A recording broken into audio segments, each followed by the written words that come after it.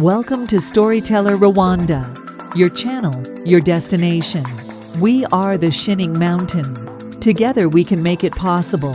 Fly the dream of Africa and live the life you need. You are welcome back, my people. Nongeye kubaha ikaze kuri channel yanyu.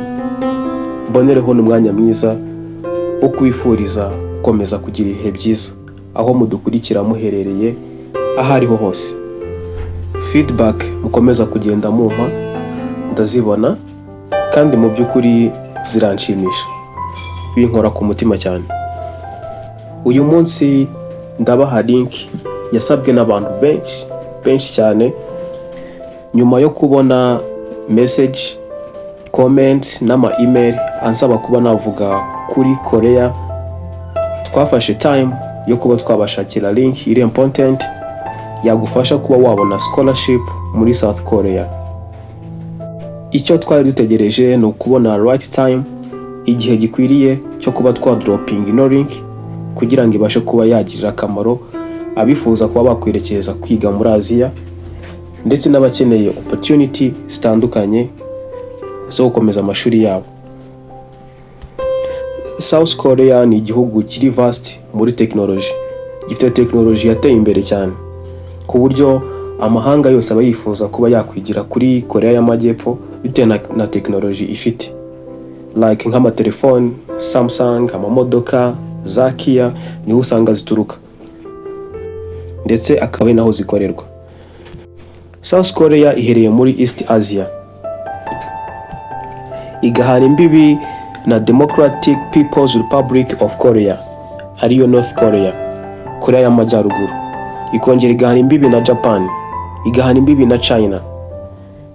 Ku mbibi zayo niho uzasanga Yellow Sea. Umujyi wayo mukuru mu buzima muri benshi ni Seoul, abenshi mwita Seoul. Ibindi bintu bike nakubwira before yuko dutangira ino video nuko South Korea ituwe n'abaturage barenga miliyoni 51. Urumva ko iratuwe cyane. Currency yaho usanga $1 rimwe ry'amanyamerika rivunja 1386. Ayo ni amawon akoreshwa muri Korea y'Amajyepfo. Nko ku bantu bifuza gusura South Korea baturutse UK, Australia, United States ndetse na Canada, ho biba byoroshye kuko nta visa usabwa. It is free visa. Ushobora kumarayo iminsi 90 kugeza nko ku mezi 6 nko mu gihe uturutse muri Canada. Mu gihe uturutse muri ibyo bihugu mvuze hejuru, bigusaba gukora application yawe before your departure, byibuze amasaha 72 ukoresheje Korea Electronic Travel Authorization ariyo bita KETA website.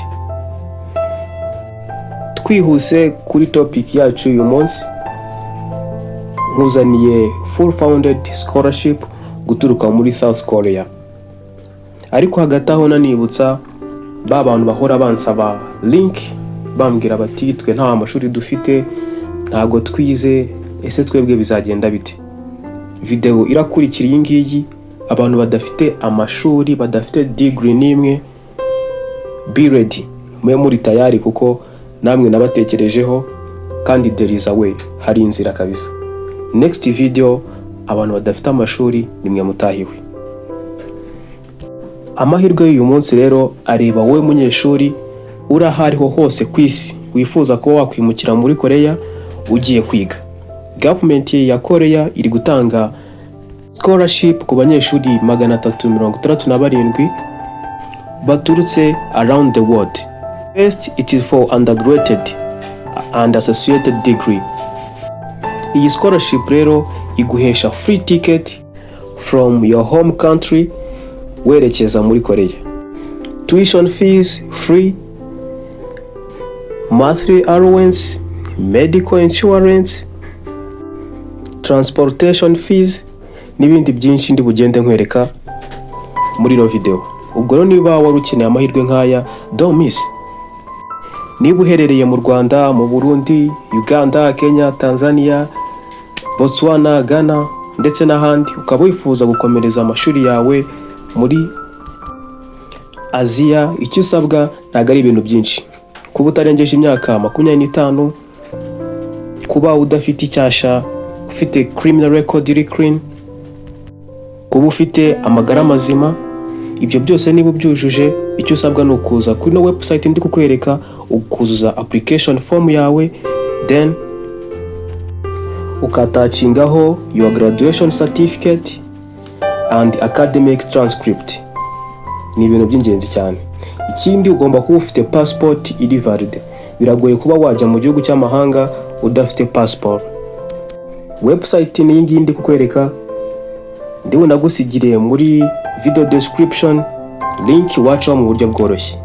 Deadline y'ino application igiye itandukanye bitewe n'igihugu uturukamo. Abo mu Rwanda deadline itandukanye niyo n'ayabo mu Burundi. Abo muri Ghana deadline itandukanye n'ayabo muri Nigeria. So don't miss this opportunity, kuko ubumenyi uzahakura buri kuri standard nziza kandi nanjye ndayigushimiye. Their technology is on high level. Ikindi nk'umunyeshuri nuko witabwaho mu buryo buri standard iri international. Uhabwa full medical insurance, settlement allowance, monthly allowance, research allowance n'ibindi byinshi. Ndetse niba ugiye kurangiza amashuri, hari ubundi bufasha uhabwa ku bijyanye na degree compression. Ku bagiye kwiga bachelor's degree program, muziga hagati y'imyaka 5 ndetse n'7. Harimo umwaka umwe wo kuba wakwimenyereza ururimi rw'Igikoreya, ndetse n'indi myaka 4 kugeza kuri 6 yo gukurikirana degree program uba ugiye gukurikirana. Ku bagiye gukurikirana associate degree program ni hagati y'imyaka 3 ndetse n'imyaka 4. Harimo umwaka umwe wo kwimenyereza kumenya Ikinyakoreya, ndetse n'indi myaka 2 kugeza kuri 3 yo gukurikirana izo programs uba ugiye kwiga. Reka mbifurize kugira amahirwe ndetse n'imigisha muri uru rugendo. Ntabwo biba byoroshye, niyo mpamvu mbabwira nti don't give up, keep pushing,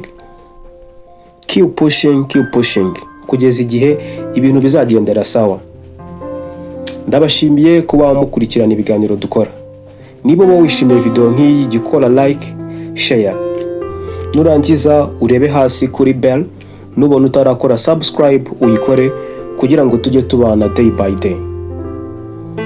Nanibutsa abantu bansabye ko nabaha link ku bantu badafite amashuri, badafite degree, ndetse no age limit. Muri video ikurikira ndabatamo link iri helpful cyane yabafasha kugera ku nzozi zanyu. Don't miss. Stay in touch.